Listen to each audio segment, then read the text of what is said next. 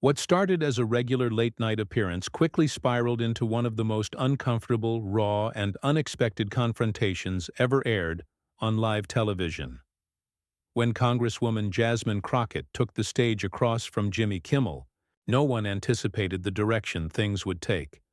The laughter faded, the smiles disappeared, and a hard truth emerged, uncensored and uninvited. This is not just another celebrity clash. It is a power struggle that unfolded in front of millions, leaving viewers speechless and the studio in stunned silence.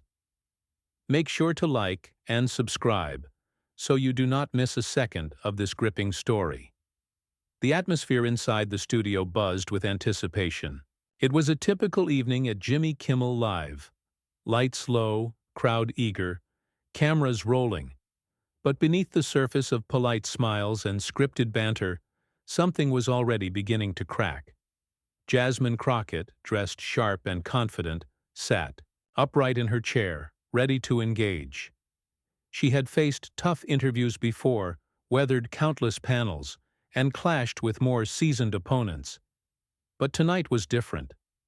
There was a tension in the air she could not quite name, and Jimmy Kimmel, usually relaxed and sardonic, carried a sharper edge in his voice than usual. Why was there such a charged energy between them? What grudge, if any, was hidden behind the host's smirk?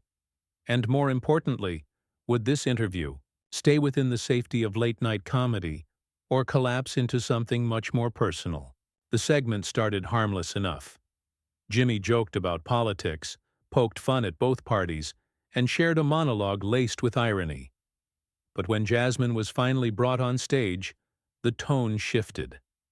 The applause had barely died down when Kimmel leaned forward, skipping over pleasantries. "So, Jasmine," he began, "you've recently made headlines, mostly for yelling louder than your colleagues in Congress.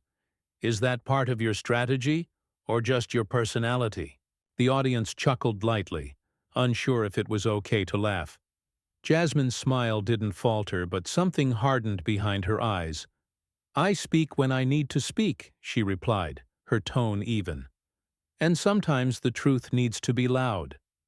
Kimmel raised an eyebrow. "But truth, as we've seen, can be subjective, especially when it's wrapped in sound bites.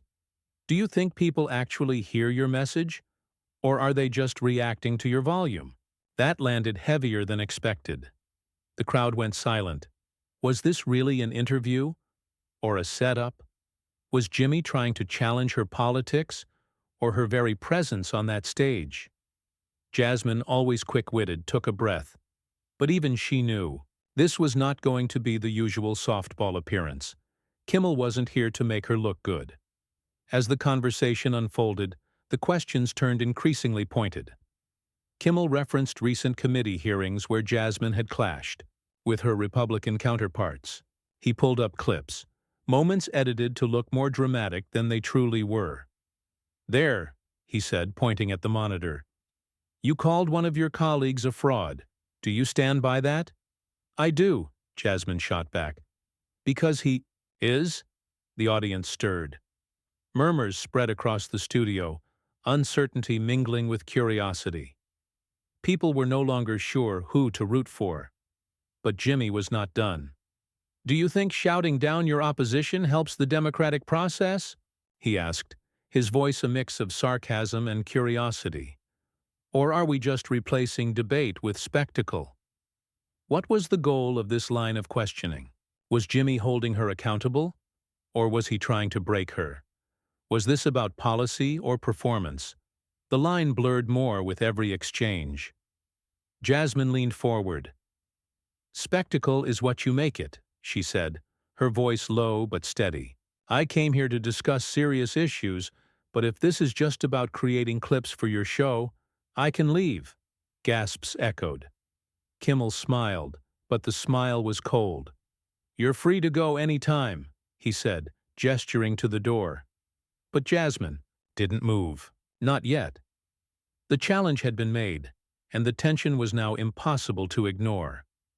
The air inside the studio thickened. The audience no longer felt like spectators.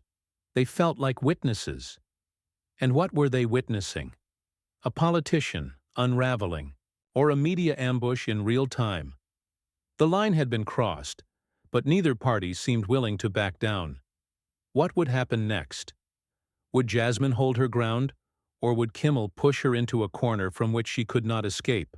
The silence that followed was not empty. It was electric.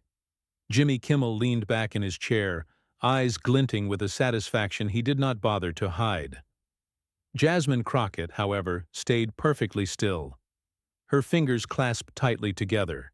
In her lap, her gaze locked on the host with a fire that had not dimmed, only redirected. The crowd was caught in the middle of something they had not signed up for. This was not the playful tension of a late-night exchange. It was a confrontation, a calculated dismantling, and neither party looked ready to yield. Kimmel, perhaps emboldened by the audience's sharp focus, pressed further. "You came here to talk about serious issues. Let's talk. How do you justify shouting down your colleagues while simultaneously claiming to fight for decorum?" His voice was smooth but biting, every syllable dipped in irony. Without breaking her gaze, Jasmine responded, "Fighting for justice sometimes requires raising your voice, especially when people in power refuse to listen." Kimmel nodded slowly, theatrically. "And justice, according to you, looks like viral clips and theatrical outrage?" This time there was no laugh track to buffer the exchange. Just the heavy weight of accusation, the raw friction between a media figure demanding answers and a politician refusing to play by the rules he had set. Jasmine narrowed her eyes. "No, justice looks like standing your ground in a room full of men who think volume belongs only to them." That landed. A few scattered claps broke out in the audience, but they were hesitant, unsure of where the room was headed. Jimmy ignored the applause. "You do realize, Congresswoman, that some see your approach as divisive, even self-serving, that you're more interested in headlines than outcomes, that you thrive on being the loudest person in the room, but rarely the most effective." Was this an interview or an indictment? The line between commentary and character assassination had thinned to almost nothing. Jasmine leaned forward, this time her voice cutting through the silence like a blade. "Do you say that to every male guest who raises his voice in defense of his beliefs? Or is this tone reserved for women who challenge you?" A hush fell over the audience again. The air turned brittle. Jimmy shifted in his seat. "You're playing the gender card?" "I'm playing the truth," she said, unflinching. "You invited me here, asked your producers to pull every moment you thought could embarrass me, and now you want to act surprised that I came prepared to defend myself." The crowd, still tense, now began leaning forward, drawn in deeper. This was no longer about party lines or media politics. It had become a fight over who controls the narrative, who sets the rules for what is considered acceptable, respectable, or even professional. Kimmel glanced off camera, perhaps to a producer, perhaps to no one in particular. "You're making this difficult."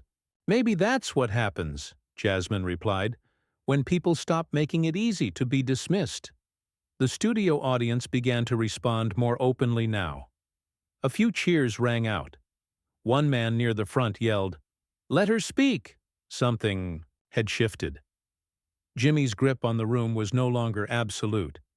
Still, he kept his composure. "All right," he said, his voice steady but tense. "Let's give you the space. What is it you really want to say? Unfiltered? No edits, no interruptions." Jasmine paused. She scanned the audience, then turned back to him. "You want unfiltered? Fine. The truth is, I represent people who are tired of being polite about injustice, tired of asking nicely for basic respect. If my voice bothers you, maybe it's because it reminds you that yours has gone unchecked for too long." There it was, a moment that could not be walked back. Kimmel blinked, surprised by the directness. The crowd erupted, not in full applause, but in a kind of collective exhale. This was no longer just an interview. It was a reckoning, and yet something was building. Because in the face of Jasmine's righteous fury, Kimmel's own mask had not fully cracked. He was not done. Not yet. Jimmy Kimmel, now visibly rattled, tried to regain control. He quickly flashed a smile, the kind that veils a storm just beneath the surface. "Well," he said, adjusting his tie as if the conversation was merely a mild inconvenience, "I've certainly learned a lot about what happens when you push back, huh?" Jasmine Crockett, unfazed, gave him a look that could freeze anyone in their tracks. She wasn't here for games. This wasn't a playful late-night segment anymore. It had become a high-stakes verbal duel, and she was not backing down. Jimmy leaned forward, his face inches from hers. "So you think shouting and making people uncomfortable is the solution to real change? You think people are going to listen because you can raise your voice louder than anyone else?" Jasmine didn't flinch. "I think people listen when they realize the stakes are too high to remain silent, and when their voices aren't heard, they will find ways to make themselves known. It's not about volume, it's about urgency." Jimmy's eyes narrowed, his playful persona slipping further away. "Urgency? That's cute. But maybe the real issue is that you're just looking for an easy way to stay in the spotlight, isn't it? That's why you keep pushing buttons, because you love the attention, don't you?" Her expression hardened. "If people want to dismiss my work as attention-seeking, that's their prerogative. But at least I'm doing the work. What are you doing? Sitting on this stage, poking at people who are actually fighting for something?" The tension in the room became palpable. Jimmy's attempt at turning the tables had failed, and now it was clear. He was no longer in control. The audience, which had been split in its loyalty, was shifting in its allegiance. Some were nodding along with Jasmine's words, others were unsure. But one thing was clear. They were listening. Jimmy tried to counter, but his words now seemed empty. All right. So now we're going to rewrite the rules of how politicians are supposed to behave. You're telling me that attacking your colleagues and engaging in public feuds is what we need more of?" Jasmine's voice was steady, yet her words carried the weight of conviction. "No. What I'm saying is that we need politicians who are willing to fight for the people, not their re-election campaigns. We need people who don't just talk about the issues, but take action.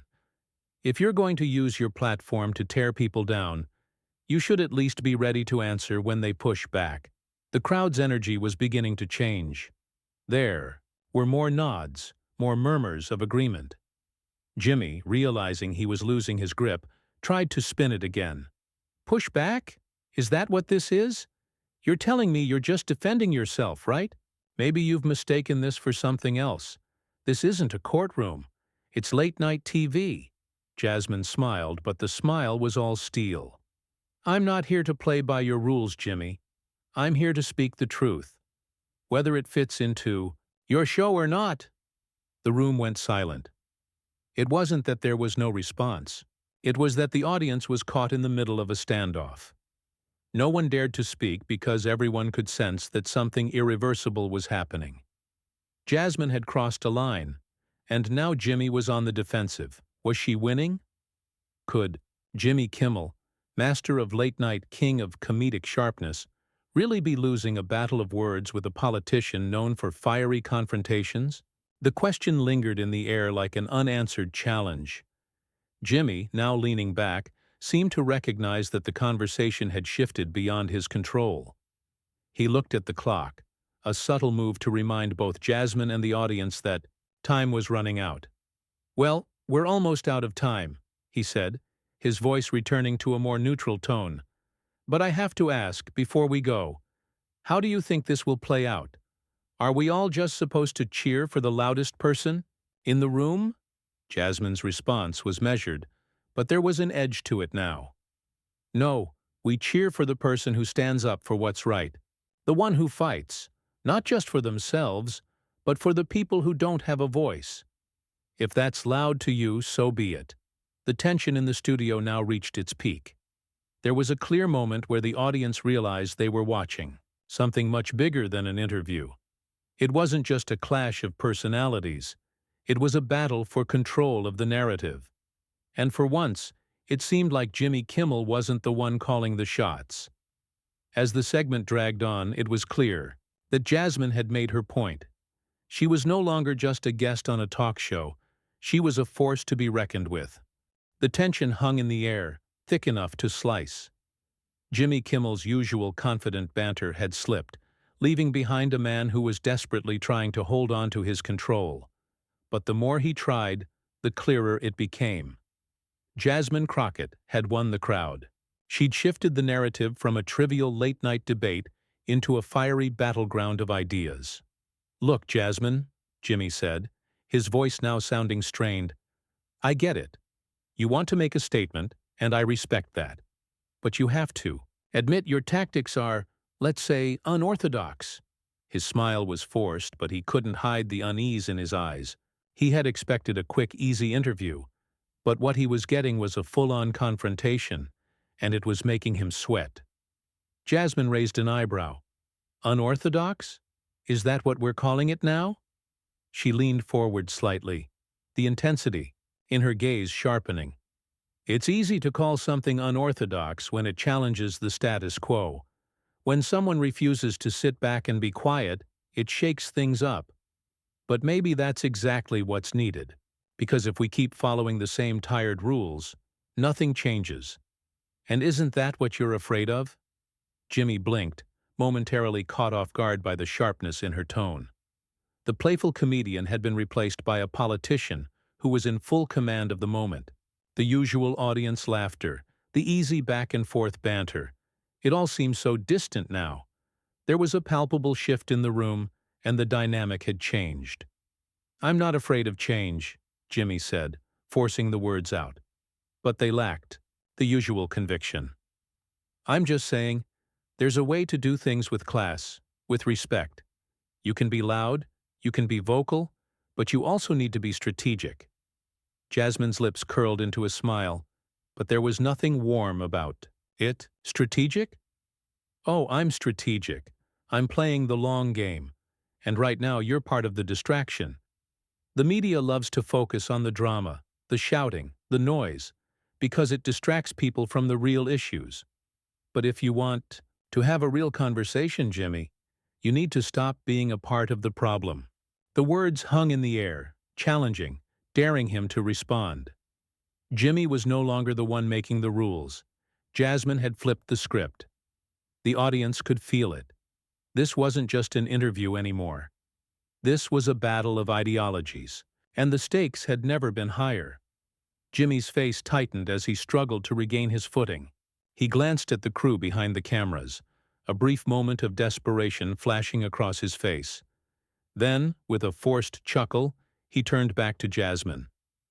"Well, looks like you've got everything figured out. But let's not forget. You're still a politician, Jasmine. You're not above the fray. You still play by the same rules as everyone else.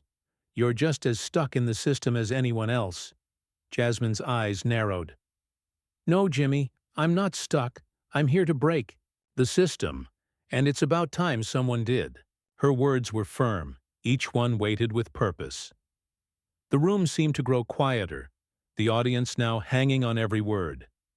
They were witnessing something they had never expected to see. A late-night talk show host, renowned for his ability to command a room, was being dominated by his guest, a politician who had come to shake the foundation of the show itself. Jasmine continued, her voice steady. "I didn't come here to play your game, Jimmy. I came here to make a statement, to show that we have to fight against a system that keeps people like me out, keeps people like you in charge, and keeps the rest of the world from ever getting a seat at the table." Jimmy's jaw clenched. "You think this is going to make a difference? This is TV. This is entertainment." Jasmine's expression didn't change. "It's only entertainment until it isn't." The silence that followed was deafening. Jimmy Kimmel's usual quick wit and comic timing had been stripped away, leaving only the unspoken truth. For the first time, it wasn't just about jokes. It was about power, and Jasmine had all of it in that moment. The audience was still. No applause, No laughter, just the realization that they were watching a pivotal moment in television history. Would Jimmy turn it around? Or had Jasmine Crockett just shattered the very idea of late-night comedy? The answer seemed clear as Jasmine stood, her eyes locked on Jimmy. She wasn't just a guest anymore. She had become the moment. The studio lights felt brighter than ever, almost too bright for Jimmy Kimmel to handle. His usual aura of confidence had been replaced by something else: self-doubt. The laughter from the crowd had died down, replaced with a tension so thick that it almost felt suffocating. This wasn't a late-night show anymore. This was a political battlefield, and Jimmy had just been outmaneuvered. Jasmine Crockett stood tall, unflinching, her presence commanding the stage in a way that had nothing to do with show business. She wasn't just here for a typical interview. She was here to make a statement, one that reverberated far beyond the walls of the set. And she had done just that. It wasn't lost on the audience how she had disarmed Jimmy, taking control of the conversation and leaving him scrambling to keep up. What had started as a casual talk show segment had spiraled into something raw and real. No amount of humor could cover up the deeper issues she had exposed, and now there was no turning back. For a brief moment, Jimmy faltered. His mind raced as he tried to think of something clever, something to salvage the situation. He had built an entire career on being the one to control the narrative, but Jasmine had completely disrupted that. It was a rare sight. The man who usually had the power was now completely at the mercy of his guest. But as the seconds ticked by, he realized there was no quick comeback that could fix this. No joke, no clever quip would undo the damage that had been done. And worse still, the audience knew it. "Look, Jasmine," Jimmy said, his voice quieter now, more measured. "Maybe I got too comfortable in my role as the host. Maybe you're right." He paused, as if weighing the impact of his words. "Maybe it's time for a change. But you can't expect everyone to just listen to what you have to say and agree.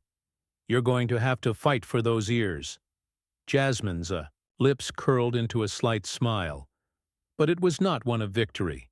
It was a smile of understanding.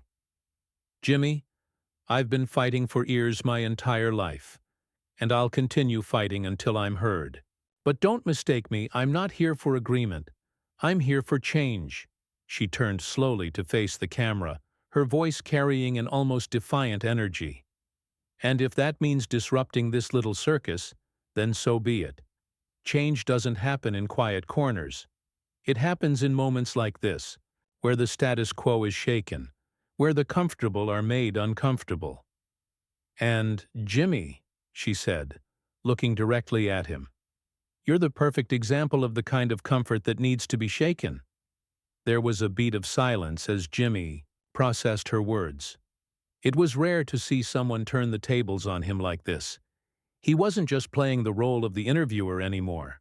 He was a player in the game that Jasmine had set, and she was forcing him to play by her rules. The crowd, once unsure of what to make of the tense atmosphere, had begun to stir, reacting to the shift in dynamics. Applause, quiet at first, began to swell, slowly, cautiously, but unmistakably. Jasmine had gone from being a guest on a late-night show to the dominant force in the room, and there was no denying it. Jimmy, ever the professional, straightened up and gave a brief, tight-lipped smile. "You've made your point, Jasmine, but I think it's time to end this segment before either of us says something we'll regret." But Jasmine wasn't done yet. "No, Jimmy. The point is just beginning." Her eyes locked onto his, and, for the first time, there was no attempt at humor, no veneer of civility. There was just truth, stark and unapologetic. "You don't get to decide when the conversation ends. I'm here to make sure it keeps going, and I'll make sure that people like you keep hearing it, whether you want to or not." The studio was electric, a rare and almost uncomfortable silence filling the space. The audience, initially unsure of which side to take, had now witnessed something historic, a confrontation that transcended the usual fluff of late-night entertainment. This wasn't just about humor, it was about power, perspective, and the shifting dynamics of media and politics. Jimmy looked at her, and for the first time all evening he was truly speechless.